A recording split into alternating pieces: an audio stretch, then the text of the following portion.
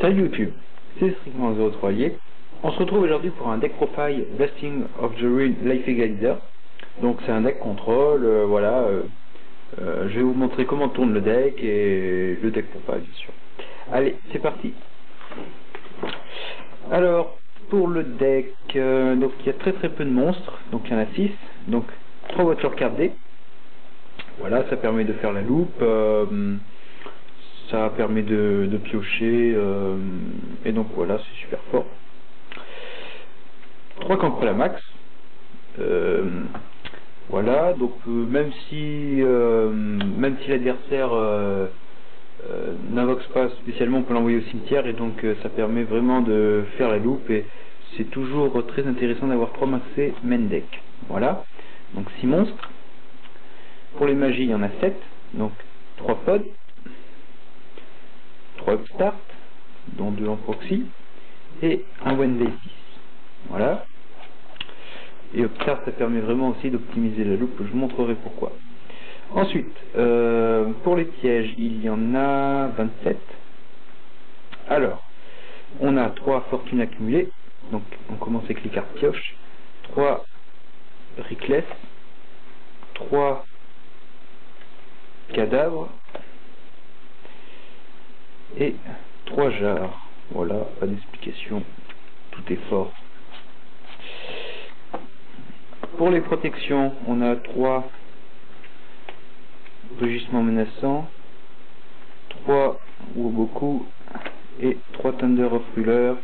Je joue Thunder of Ruler main deck et x3 parce que on a vraiment beaucoup besoin de protection dans le deck et pas des attaques d'épouvantail à cause de Clifford qui craint pas ce genre de hand trap.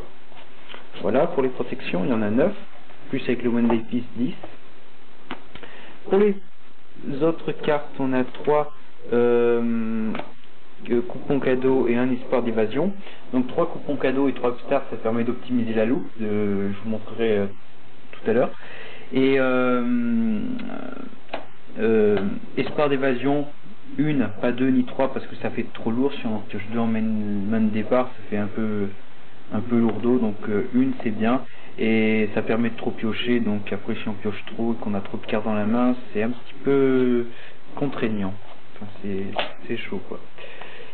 Et les 2 dernières cartes pour la loupe, donc c'est Mirage des Ruines et Life Egalizer, égaliseur de points de vie en français. Donc c'est très simple. Donc lorsque l'adversaire a 8 points de vie de plus que nous, c'est pour ça que je joue les coupons cadeaux, les 2 joueurs retombent à 3000. Et Mirage des Ruines, lorsqu'il y a 30 cartes au cimetière ou plus, dans mon cimetière ou plus, l'adversaire perd 3000. Voilà, c'est une hypothéca. Donc c'est super fort, on active les 2 et si on a bien meulé, enfin bien beaucoup de cartes cimetière et beaucoup de points de vie à l'adversaire, on gagne. Voilà, donc c'est un petit peu un Shenburn. Le deck m'est venu à l'idée avec cette version là, Blasting of the Ruin FTK. À l'époque il n'y avait que des bibliothèques magiques royales. On mettait 3 upstart et pour faire la loupe on mettait un mur de lumière révélatrice, ce qui faisait que l'adversaire avait 11 000 points de vie avec les 3 upstart et on plaçait les 3 cartes à la fin du tour sur le terrain, donc ce qui faisait que quand on activait notre mur de lumière, on payait 5000, donc on était à 3000, l'adversaire était à 11 000, et puis après avec ces 2 là on faisait la loupe. Donc c'était une version un petit peu top deck, assez dur à faire comme un peu Exodia FTK.